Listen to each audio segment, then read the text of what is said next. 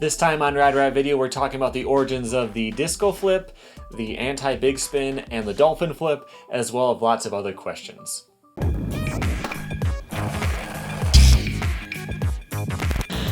Welcome back to Rad Rat Video, a channel where you can learn new things about skateboarding. I make a series on all kinds of different skateboarding topics, from skateboarding games to answering your questions about skateboarding, which we'll be doing today, to biographies of your favorite skaters on Retro Rippers. So subscribe and stay up to date with all that kind of stuff. Today, got a few questions for you. First one is from Rowdy at the Dojo. Do you know any tricks with the anti-prefix other than anti-Casper and anti-bigspin? Also, I believe Brian Lottie made the latter one popular in the 90s, but there's not much information of that. Do you know where to look for it, or would you share what you know about the trick's origin? So your first question about any other tricks with the anti-prefix, I don't think there's any more than that. I couldn't think of any off the top of my head, but I think those are it. Second part of your question is about the anti-bigspin and if he invented them and where they came from and all that kind of stuff. I actually learned the name of that trick as the Lottie spin, which should say a little bit about that. I think anti-bigspin is a better name because it actually describes what it is. Saying Lottie spin could mean anything if you don't know much about his skating or anything. Brian Lottie was actually semi-credited with inventing the big spin as well. He didn't name it. And there's no doubt that he wasn't the first to do it. But if you watch some of his old parts, he does like every kind of big spin in lines, just big spin into this, big spin out of that, just constantly. So he definitely made that popular. But about the anti-bigspin, what you want to look for is a video called Now and Later by Planet Earth in 1991. And that's where he does this one. He pops it off the tail, he catches it, and he lands it really clean. I would be shocked if this was the first one ever done. Because freestylers had been doing every kind of shove it for 20 years already at this point. It was usually off the nose, be what you would call a nollie backside shove it, but you kind of twist your ankle and throw your back foot. So you could do a 540 shove it with a 360 body varial, which was called a gazelle. Mullen even did 720 shove it's already in like 85 or something. So the idea that a street skater invented a new kind of shove it is pretty unlikely. There's no doubt someone did one off the nose, shove it with a 360 body varial at some point. I don't know who popped it off the tail first, because that is quite a bit different. Maybe it was him, maybe it wasn't, but that's the video you're thinking of. Next question today is from Rick G. Hey Rad Rat, will you ever have kids, and if you do, will you teach them to skate? What is your opinion on parents teaching their kids to skate? I'm not planning on having any kids, but if I did, I would definitely teach them to skate. I think a lot of people are concerned with teaching their kids certain things. They want them to make their own, opinions and come up with everything, solve their own problems and all that. But I don't think there's anything wrong with teaching your kids the stuff that you believe in. And for skateboarding, the only thing that I would think would be a minor concern is getting hurt. If you're teaching your kids how to do something dangerous, you're promoting them doing something that could get them hurt. I could see some people questioning that a little bit. But in one of my previous videos, I don't remember which one, I did some research on how likely you are to get hurt doing various things. As a percentage, not as how many people, because obviously more people do mainstream sports. But basketball was actually the most likely to get you hurt. Football and soccer were up there. Skateboarding was actually kind of low as a percentage of how much you get hurt. At least major like hospital injuries, you're going to twist your ankle a little bit more often probably, but that's all small stuff. So teaching your kid to skate, the mindset that requires, the amount of fortitude it takes to go out there and like work on something and be dedicated to it, all that kind of stuff I think would be very good. Teaching your kids how to skate and having them skate with you could be a really good thing in every way. The only thing I would be concerned about for myself is teaching your kids to skate and then eventually it's lame because dad does it and then they don't want to do it anymore. So you can't be too offended when they eventually give it up. But I think that would be pretty cool. All right, third question is from Egg Wiener Express. Why are skateboard decks still made of wood? Surely there are synthetic materials that have the same performance as a wooden deck, but is a lot more durable.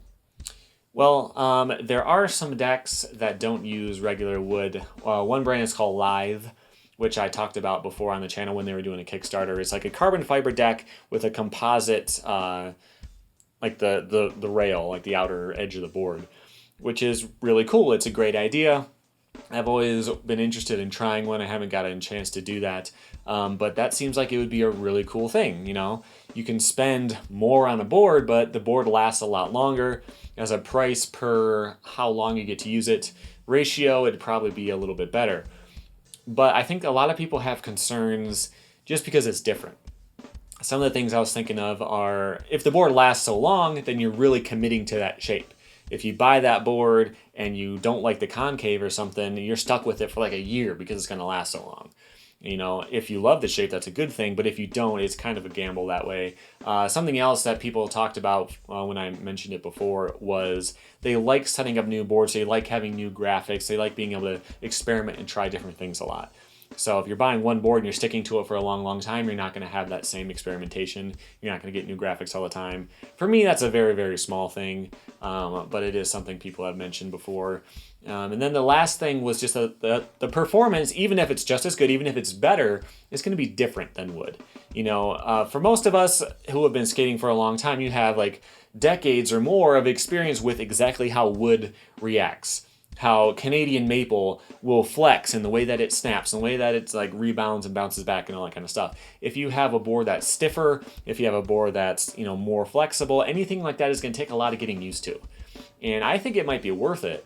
But that is something that you may have to adapt to. So if you've been skating for a long time, it may be harder to switch. But that stuff is out there. It's just not quite mainstream yet. Maybe if that brand does really well, more companies will start trying it too and compete. I don't know. I hope so, because I think it's really cool. I think it's kind of wasteful to be, you know, skating so many boards and breaking them all the time and stuff. But I guess we'll just see how that goes. Okay, last part for today is kind of two questions. It's from Neo J Daston Vlogs. I would like to know the origins of the Dolphin flip. Also, I watched your review on every PS1 skateboarding game. On Grind Session, I saw a trick called a disco flip. And he's asking what that was. So I'll answer that first part first because it's a lot shorter. A disco flip is a heel flip backside body varial. For the most part. Back then, they actually have a kickflip backside body varial, I think.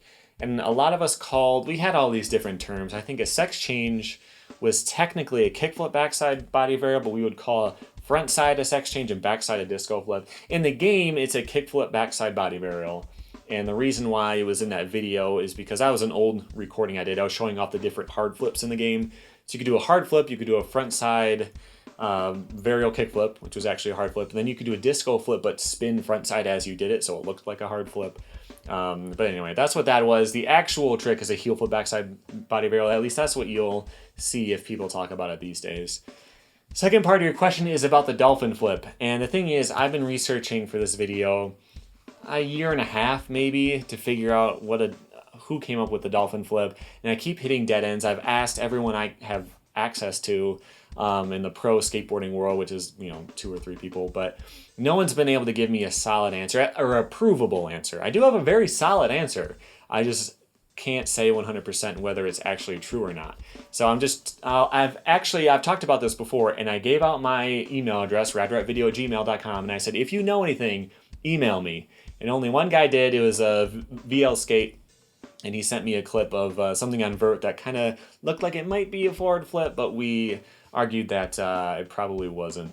By the way, I call it a forward flip a lot because that's what they were called when I first heard about the trick. But forward flip, Dolphin flip, Stanton flip, Jenkins flip, Jenkos flip, murder flip. I've heard all these before, so I may use some of them interchangeably. But I'll share with you where I am with the research so far. If you look it up, a lot of people will say Daryl Stanton invented it because he did it in 2003's Free Your Mind. Here it is right here. He starts off the line on flat with the trick. And people thought, this is the first time I'd ever seen it. He must have invented it. Let's name it after him. Everyone called it the Stanton flip for a little while. But he definitely did not invent it. Matt Beach also had one in 2003's Firm video, which he does right here. But I knew that those weren't the first invention because the earliest one I knew off the top of my head was Rod Marks in 2002. So this was a brand for a small truck company called Elevate Trucks.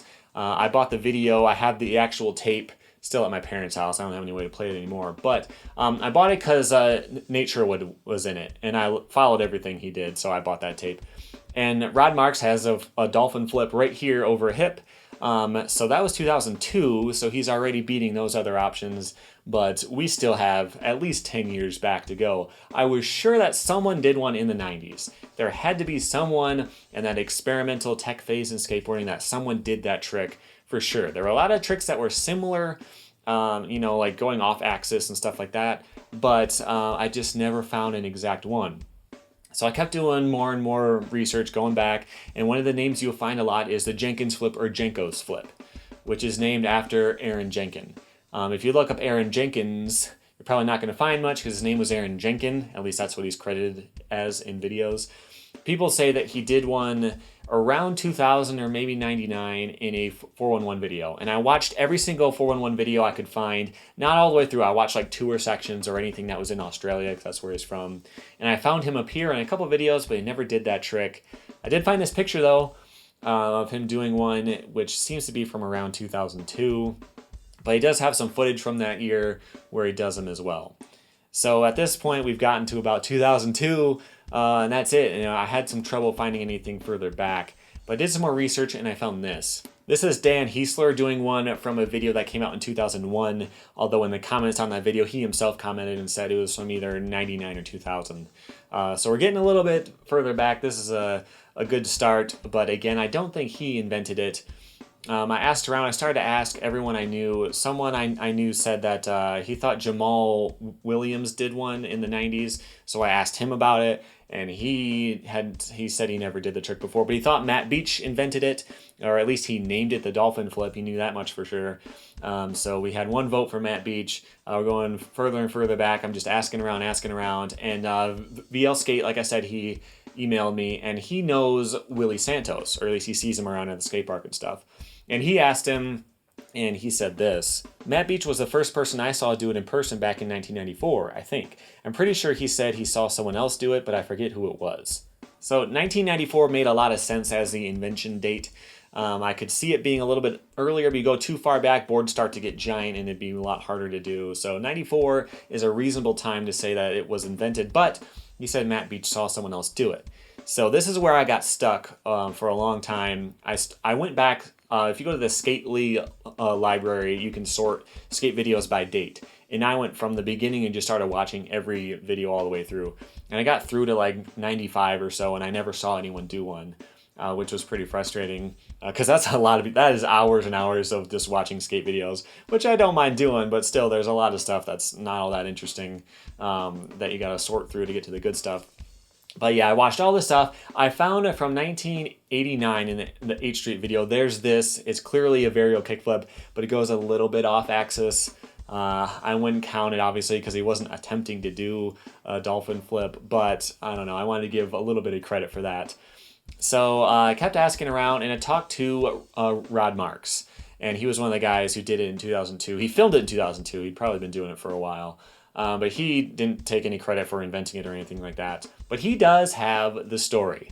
Now, this is a story that I cannot verify. I can't prove it. You'll see why in a second. But it does make a lot of sense. So he and Matt Beach are both from the Portland or surrounding areas, or spent some time there or whatever.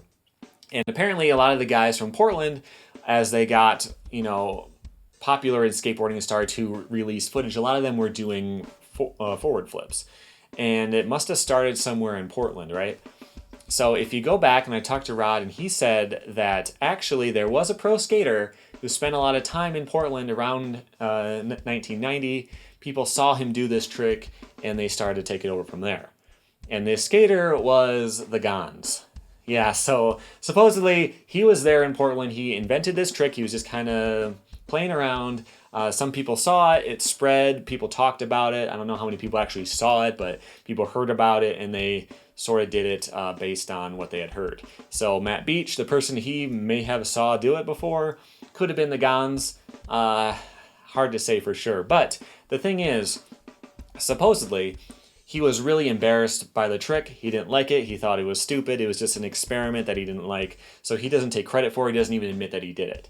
So even if this story is 100% true, it'd be very, very hard to prove. So I don't know. That's where I got stuck at the end of my research for this video. I cannot prove that that's how it went down. The earliest date I have verified is Matt Beach from 94-ish. Obviously, that was just an offhand comment from Willie Santos. I don't know if that's, verified date or anything. But somewhere in the early 90s, someone started doing it, probably in Portland, maybe Gons. So that's what I got. If you know anything more, please just email me. I'd love to make a final video on the topic because a lot of people ask about it and I just don't have anything more than that. So that's what I got for this time. If you have any more questions, go to radratvideo.com and submit a question on the form right there on the homepage, and I will try to answer it next time. Thanks for watching.